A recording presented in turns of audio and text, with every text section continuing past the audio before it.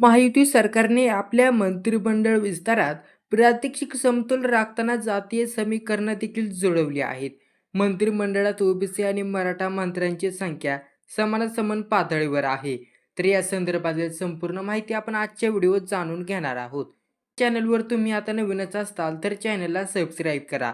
तर मित्रांनो, राज्यातील विधानसभा निवडणुकीचा निकाल लागून 21 दिवस झाल्यानंतरनं महायुती सरकारच्या मंत्रिमंडळ विस्ताराला मुहूर्त लागला. नागपूरमधील राजभवनात पार पडलेल्या सोहळ्यात 39 आमदारांना मंत्रिपदाची शपथ देण्यात आली. महायुती सरकारने आपल्या मंत्रिमंडळ विस्तारात प्रादेशिक समतोल राखताना जातीय समीकरणं देखील जुळवली आहेत. मंत्रिमंडळात ओबीसी आणि मराठा मंत्र्यांची संख्या समानासमान पातळीवर आहे. विधानसभा निवडणुकीत ओबीसी आणि मराठा समाजाने महायुतीकडे मतदान केल्याचं समोर आले होते. विधानसभा निवडणुकीत महायुतीकडे मोठ्या प्रमाणावर ओबीसी मतदार वळला असल्याचे दिसून आले.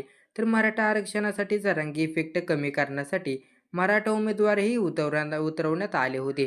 त्याचा परिणाम दोन्ही समाजाचे प्रतिनिधित्व करणाऱ्या आमदारांचा समावेश मंत्रिमंडळात करण्यात आला आहे. राज्यातील मंत्रिमंडळातील 42 मंत्र्यांपैकी 16 मराठा समाजाचे मंत्री आहेत, तर 17 ओबीसी समाजातील विविध जातींमधील आहेत. मुख्यमंत्री देवेंद्र फडणवीस यांच्यासह ब्राह्मण समाजाचे 2 जण मंत्रिमंडळात आहेत. अनुसूचित जाती आणि अनुसूचित जमातींचे प्रत्येकी 2 जणांना मंत्रिमंडळात संधी देण्यात आली आहे. तर मुस्लिम समाजाचा 1 आणि जैन समाजाची पार्श्वभूमी असणारे 1 मंत्री आहेत.